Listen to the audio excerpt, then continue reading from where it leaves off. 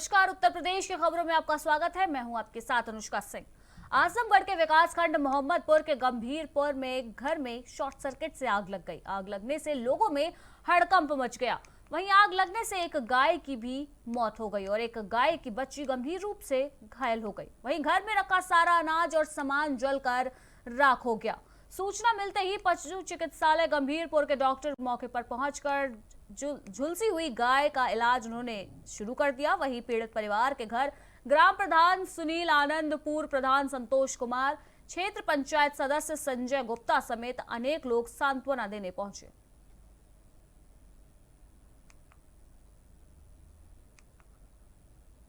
तो आजमगढ़ में एक घर में शॉर्ट सर्किट की वजह से आग लग गई। आप तस्वीरों में साफ तौर पर देख सकते हैं कि आग लगने के बाद घर पूरी तरह से जलकर राख हो गया। वहीं आपको बता दें कि इस आग में झुलसने पर एक गाय की मौत हो गई, वहीं दूसरी गाय गंभीर रूप से घायल हो गई, जिसका अभी पशु चिकित्सालय में इलाज चल रहा है। आपको बता दें कि आग लगने के कारण शॉर्ट सर्किट बताया जा रहा है। वहीं पीड़ित परिवार में कोहराम मचा हुआ है। आपको बता दें कि आगजनी से घर का सारा सामान जलकर राख हो चुका है। आजमगढ़ में तेजी से बढ़ रहे कोरोना के मामलों को देखते हुए नाइट कर्फ्यू लगा दिया गया है, जिसके चलते लोग सिर्फ जरूरी कामों के लिए ही बाहर निकल सकते हैं। साथ ही सरकार ने सभी धार्मिक स्थलों पर जाने वाले लोगों के लिए नई गाइडलाइन भी जारी कर दी है। आपको बता दें कि धार्मिक स्थलों पर एक बारी में सिर्फ 5 लोगों को प्रवेश की अनुमति दी गई है। वहीं शादी विवाह कार्यक्रम में 50 लोगों तक की अनुमति दी गई है और अधिकारियों को भी दिशा निर्देशों का सख्ती से पालन कराए जाने के निर्देश दिए गए।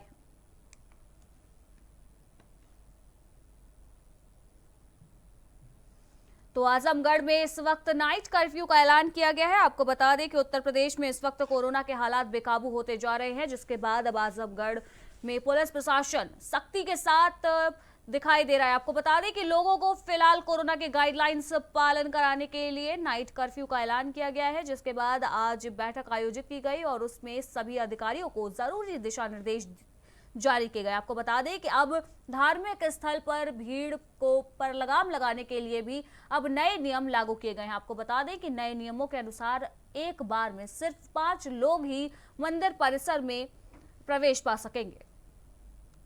ये कोरोना का प्रभाव, जैसा आप सभी लोग जानते हैं, बहुत तेज़ी से बढ़ रहा है और शासन के निर्देश हैं कि जहाँ पर 500 से ज़्यादा एक्टिव केस हैं और 100 से ऊपर रेगुलर केस आ रहे हैं, हमारे यहाँ बढ़ रहे हैं, बहुत तेज़ी से बढ़ रहा है। तो शासन की एक गाइडलाइंस आई 11 तारीख को, जिसके क्रम में हमारे जनपद में पूरे जनपद को कोरोना कर्फ्यू रात का लगा दिया। आजमगढ़ में नवरात्र को लेकर मार्केट में श्रद्धालुओं की भीड़ देखने को मिली। वहीं मार्केट में श्रद्धालु और दुकानदार मास्क लगाते हुए दिखाई दिए। दुकानदारों का कहना है कि जो मास्क लगाकर आ रहे हैं उसी को सामान दिया जा रहा है। साथ ही साथ कोविड-19 के नियमों का पालन भी किया जा रहा है। तो आजमगढ़ में आज नवरात्रों को लेकर मार्केट में भीड़ दिखाई दे रही है। आपको बता दें कि नवरात्र शुरू होने वाले हैं, जिसके चलते लोग बाजारों में पहुंचकर खरीदारी करते हुए दिखाई दे रहे हैं। वहीं आपको तस्वीरों में साफ तौर पर देखने को मिल सकता है कि लोग कोविड प्रोटोकॉल्स का पालन करते हुए दिखाई दे रहे हैं। सभी दुकानदार मास्क लगाए हुए दिखाई दे रहे हैं। वहीं दुकानदारों ने भी जनता से अपील की है कि जो लोग मास्क लगाकर आएंगे हम उन्हीं को ही सामान दे पाएंगे, इसलिए अगर आप बाजार निकल रहे हैं तो कृपया कोविड प्रोटोकॉल्स का पालन करें और मास्क का उपयोग जरूर करें। इस समय कोरोना काल को देखते हुए कस्टमर आ रहे हैं, मतलब बहुत हिसाब से, ज़्यादा भीड़ भी नहीं है, आराम से आ रहे हैं। और जो चुनरी है तो इस समय वैसे ही डाउन रहेगा, सब लोग आ नहीं पा रहे हैं। जो भी कस्टमर आ रहे हैं क्या मास्क लगा कर आ रहे हैं कि बिना मास्क? सब लोग आ रहे हैं मास्क लगा के, बिना मास्क को जो आ रहा है उसको सामान नहीं दिया जा रहा है। फिरोजाबाद पुलिस ने करोड़ों की कीमत के नशीली पदार्थ बरामद किए हैं। वहीं बड़ी सफलता हासिल की है पुलिस ने। इस दौरान पुलिस विभाग की टीम ने कार्यवाही करते हुए करीब 464 ग्राम हीरोइन और 5 किलो गांजा के साथ 4 अभियुक्तों को भी गिरफ्तार किया है। वहीं पुलिस ने अभियुक्तों पर मामला दर्ज कर उनसे पूछताछ शुरू कर दी है और मामले से जुड़े अन्य तस्करों की जानकारी हासिल की जा रही है। तो फिरोजाबाद में आज पुलिस को बड़ी सफलता हासिल हुई है, जहां आज नशीले पदार्थ सप्लाई करने वाले 4 अभियुक्तों को पुलिस ने गिरफ्तार किया है। वहीं उनके पास से भारी मात्रा में नशीला पदार्थ भी बरामद किया गया है। साथ ही अब पुलिस गिरफ्तार किए गए लोगों से पूछताछ करके अन्य तस्करों की जानकारी निकलवाने की भी कोशिश कर रही है।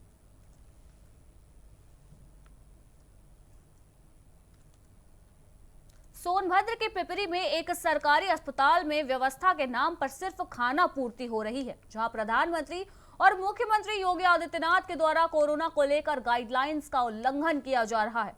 वहां पर मौजूद लोगों ने मास्क और सोशल डिस्टेंसिंग की धज्जियां उड़ाई हैं। अस्पताल में सरकारी कर्मचारी ही नियमों की धज्जियां उड़ाते हुए साफ तौर पर देखे जा रहे हैं। तो सोनभद्र से यह खबर सामने आई, जहां सोशल डिस्टेंसिंग की सरेआम धज्जियां उड़ाने का मामला सामने आया। आपको बता दें कि जहां एक और लगातार उत्तर प्रदेश से मामलों में इजाफा होता जा रहा है, इस वक्त प्रदेश में आंकड़ा 10,000 को पार कर चुका है। वहीं दूसरी ओर आप सोनभद्र की तस्वीरों को साफ तौर पर देख सकते हैं, जहां पर कोविड प्रोटोकॉल्स का सरेआम मजाक बनाया जा रहा है। आपको बता दें कि अस्पताल के सरकारी कर्मचारी ही कोविड प्रोटोकॉल्स का पालन करते हुए दिखाई नहीं दे रहे हैं।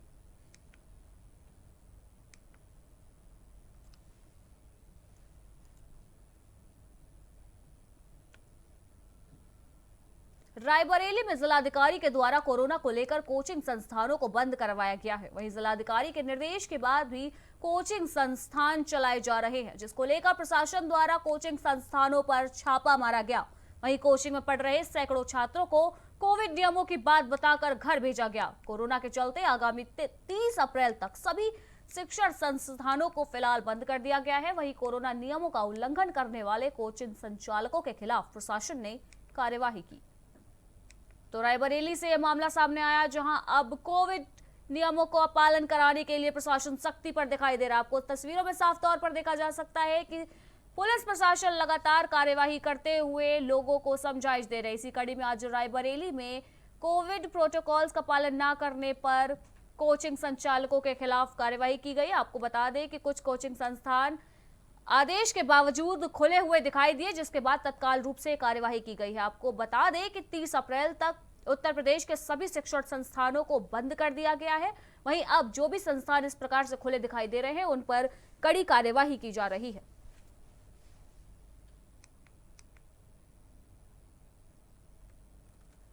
कोविड के दृष्टिगत जो शासन के द्वारा निर्देशित किया गया है कि जो भी टीचिंग इंस्टीट्यूट्स या कोचिंग इंस्टीट्यूट्स हैं वो अग्रिम आदेशों तक 30 अप्रैल तक बंद रहेंगे। तो उसी की चेकिंग करी गई थी आज मेरे द्वारा।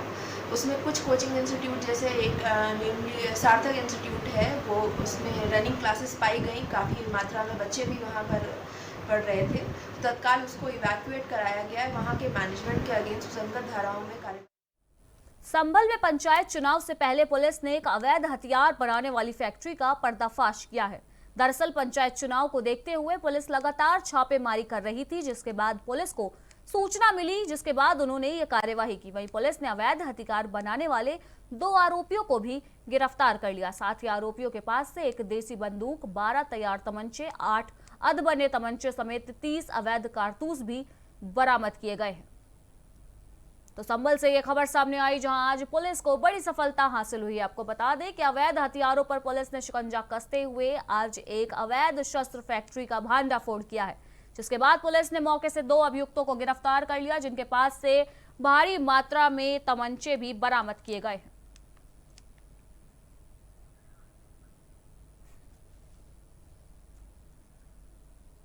लखनऊ में जिला प्रशासन की बड़ी लापरवाही सामने आई है। सीएमएस के गोमती नगर विस्तार शाखा में पंचायत चुनाव के लिए प्रशिक्षण चल रहा है, जिसमें बड़ी संख्या में सरकारी कर्मचारी बिना सोशल डिस्टेंसिंग का पालन किए बैठे नजर आ रहे हैं। बता दें कि कुछ दिन पहले ही स्टाफ बुलाने को लेकर सीएमएस को जिला प्रशासन ने सील किया था। सैकड़ों की संख्या में मौजूद सरकारी कर्मचारियों की जान से प्रशासन खिलवाड़ कर रही है। ऑडिटोरियम में बैठने तक की जगह नहीं है, कर्मचारी खड़े होकर प्रशिक्षण ले रहे हैं।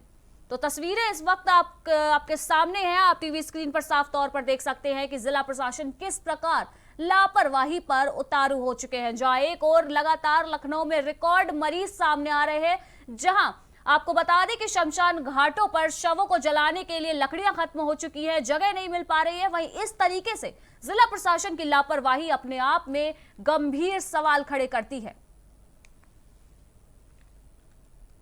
लखनऊ में लोगों से कोविड नियमों का पालन कराने की अपील की जा रही है। कोरोना के बढ़ते मामलों को देखते हुए प्रशासन ने लोगों को अलर्ट पर रहने के साथ नियमों का पालन करने के लिए भी कहा है, लेकिन राजधानी के एक बैंक में कोरोना के नियमों का पालन नहीं हो रहा। बैंक के पास लोगों की लंबी कतारें देखने को मिल रही हैं। यह लाइन में लगे लोगों ने कोरोना के नियमों का पालन नहीं किया और सोशल डिस्टेंसिंग की धज्जियां सरेआम उड़ाई।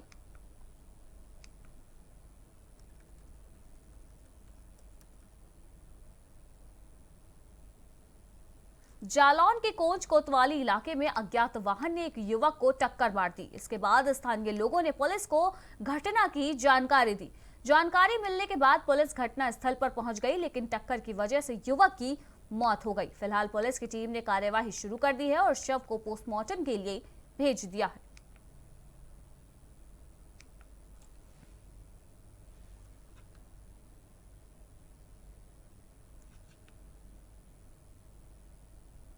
उत्तर प्रदेश के हमीरपुर में कोविड गाइडलाइंस का उल्लंघन करने पर चालान काटे जा रहे हैं। वहीं तेजी से बढ़ रहे कोरोना के मामलों को देखते हुए आईजी समेत कमिश्नर ने मुख्यालय में पैदल मार्च किया है।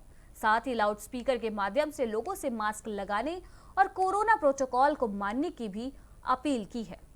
तो हमीरपुर में आज प्रशासन सड़क पर उतरता हुआ दिखाई दिया, जहां पर प्रशासन के द्वारा लोगों को कोविड नियमों का पालन करने की अपील की गई। आपको बता दें कि आज लाउडस्पीकर के जरिए लोगों से कोविड प्रोटोकॉल पालन करने की कार्यवाही की बात की गई। साथ ही उनको समझाइश भी दी गई कि अगर कोई भी व्यक्ति बिना मास्क के सड़क पर घूमता दिखाई देता है तो उसके ऊपर चालानी कार्यवाही भी की जाएगी।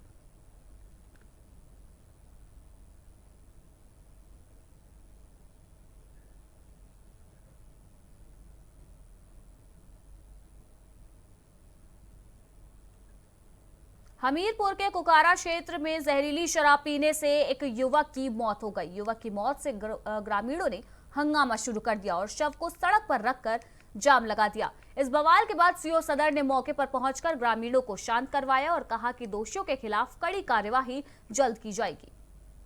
तो हमीरपुर से आज फिर एक जहरीली शराब का मामला सामने आया, जहां जहरीली शराब पीने से एक युवक की मौत हो गई। वहीं युवक की मौत के बाद ग्रामीणों में आक्रोश का माहौल देखने को मिला, जिसके बाद सीओ सदर ने मौके का संज्ञान लेते हुए तत्काल कार्यवाही करने की बात कही। साथ ही लोगों को समझा बुझाकर शांत कराया गया।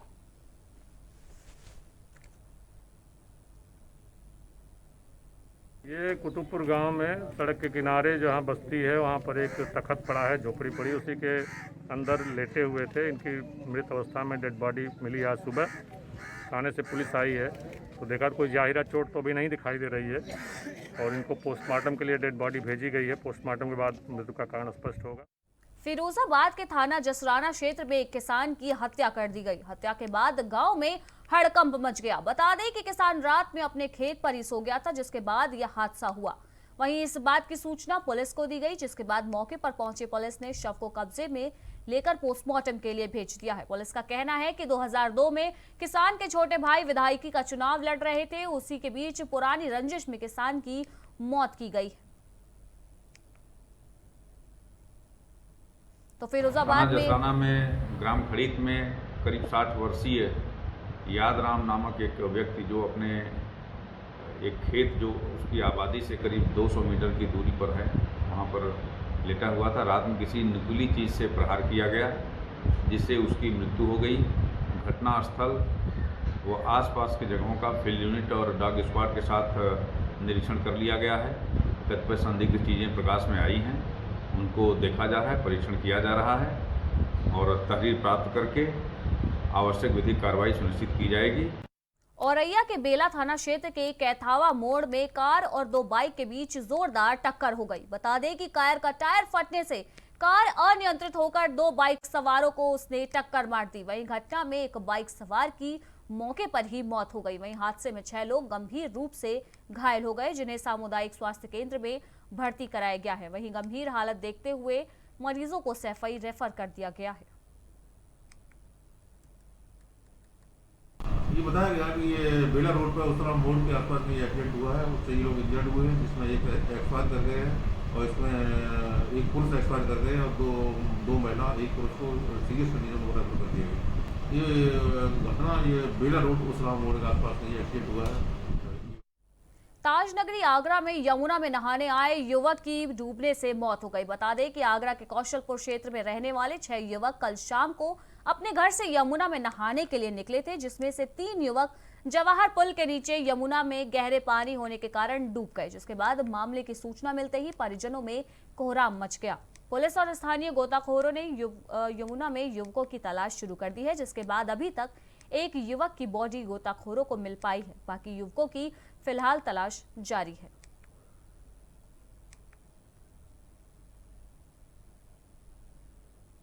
आगरा के शमशाबाद थाना क्षेत्र के बांस दौलतराम गांव में खेत में आग लग गई। आग लगने से लोगों में हड़कंप मच गया। बता दें कि आग में किसान की 8 बीघा गेहूं की फसल जलकर राख हो गई। वहीं सूचना पर पहुंची फायर ब्रिगेड ने आग पर कड़ी मशक्कत के बाद काबू पाया।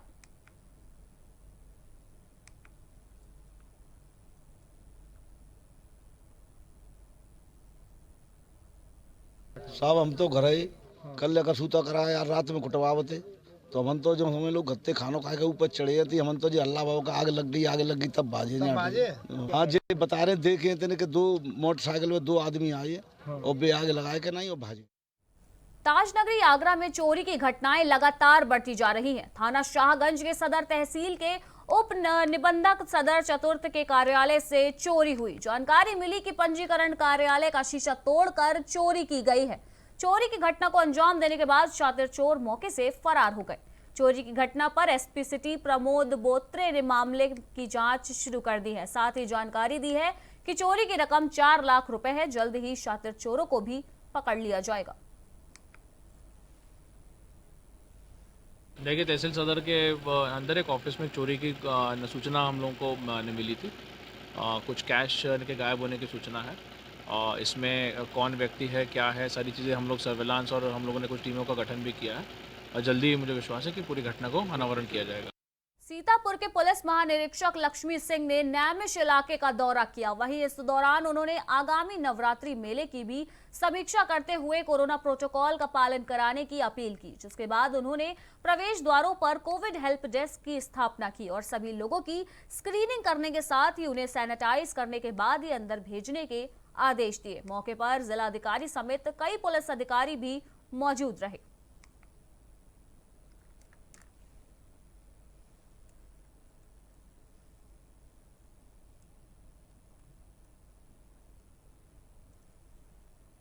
और इसी के साथ उत्तर प्रदेश की खबरों में इतना ही। देश दुनिया की बाकी की तमाम खबरों के लिए देखते रहिए प्राइम टीवी। नमस्कार।